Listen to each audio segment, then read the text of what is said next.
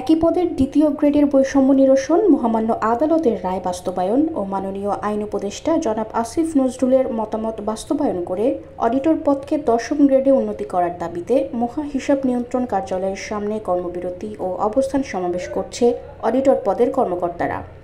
High court বিভাগের দায়েরকৃত civil writ petition রায়ের মাধ্যমে 61 জন অডিটরের বেতন স্কেল 11তম গ্রেড হতে 10ম গ্রেডে উন্নীত করা হয়। ফলে 61 জন ব্যতীত সকল অডিটরদের 11তম গ্রেড বহাল থাকে এবং বৈষম্য সৃষ্টি হয়। 11তম গ্রেডের সকল অডিটরের দাবিতে প্রেক্ষিতে মাননীয় আইন উপদেষ্টা ডক্টর আসিফ নজরুলের স্বাক্ষরিত সুপারিশপত্র অর্থ মন্ত্রণালয়ের ব্যয় ব্যবস্থাপনা কোনো বিভাগে পাঠানো হয়।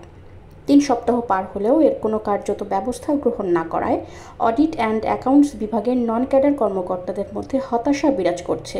অনতিবিলম্বে তাদের এই দাবি বাস্তবায়ন, বৈষম্য দূরীকরণ, সুন্দর কাজের পরিবেশ তৈরির দাবি জানিয়েছেন আন্দোলনকৃত কর্মকর্তারা।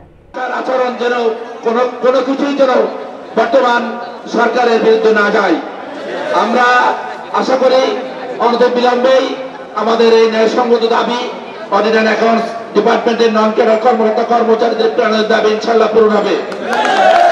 2012 সালে এবং এটা চূড়ান্ত রূপ ধারণ করছে 2024 সালে। আমাদের দাবি আজকে বাস্তবায়নের খুব কাছাকাছি, আন্দোলন আজকে চূড়ান্ত পর্যায়ে, আর বসে থাকার কোনো সুযোগ নাই।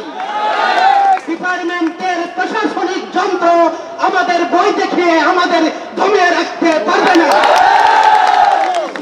উপর মহল থেকে আমরা বলতে গেলে তেমন কোনো সাড়া পাই নাই। আমাদের কাজটা হয়েছে ওই আমরা যখন আন্দোলন শুরু করি ওইটার প্রেক্ষিতেই এই অর্থ মন্ত্রণালয়ে ফরওয়ার্ডিং যায় এবং অর্থ মন্ত্রণালয় থেকে সিএজি কার্যালয় কর্তৃক অর্থ মন্ত্রণালয়ে ফরওয়ার্ডিং যায়। অর্থ মন্ত্রণালয় থেকে আইন উপদেষ্টার সম্মানিত আইন উপদেষ্টা আসিফ নজরুল স্যারের এই যে মতামতটা আসে, এরপরেই একটা আর অদৃশ্য কারণে আমরা জানি না কী কারণে আমাদের জিওটা আটকে আছে। আমরা চাই যে আসিফ নজরুল স্যারের মহামান্য উচ্চ আদালতের রায়, আসিফ নজরুল স্যারের মতামত বাস্তবায়ন করে 23/12/18 থেকে আমাদেরকে সকল অডিটরদেরকে সমগ্র সিএজির অধীনে সমস্ত অডিটরকে 10ম গ্রেডের পদোন্নতি প্রদান করা হোক এবং 10ম গ্রেডের সুবিধা প্রদান করা হোক, ইনক্রিমেন্ট সুবিধা সহ সমস্ত সুবিধা প্রদান করা হোক। আমরা চাই যে দেশে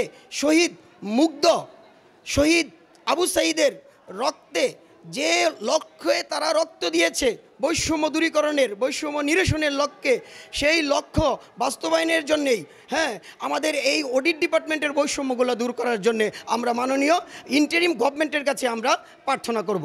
বাংলাদেশ বৈষম্যের যদি তালিকা করা হয় আমরা প্রথম হব বৈষম্যের শিকার।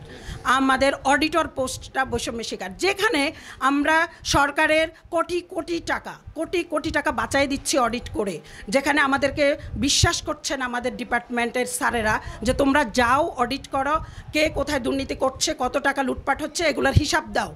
এটা আমরা রাষ্ট্রকে দিচ্ছি, আবার রাষ্ট্রের কোটি কোটি টাকা আমাদের মাধ্যমে সেবামূলক কাজে যাচ্ছে, বেতন ভাতায় যাচ্ছে, পেনশনে যাচ্ছে। ওখানে আমি কেন 10ম গ্রেডে বসে থাকবো? আমাকে তো দ্বিতীয় শ্রেণী করবে, মর্যাদা দিবে, তাহলে আমরা স্ট্রং হব। আমরা রাষ্ট্রের মেরুদণ্ড, এটা বলতে হবে। আমি সব জায়গায় বলি, অডিটর যদি হ্যাপি থাকে, ওনার যদি বাসায় ভাতের সাথে একটু লবণ ডাল হয়, তাহলে সে ভালোভাবে অডিট করতে পারবে, কর্মস্থলে ভালো কাজ করতে পারবে।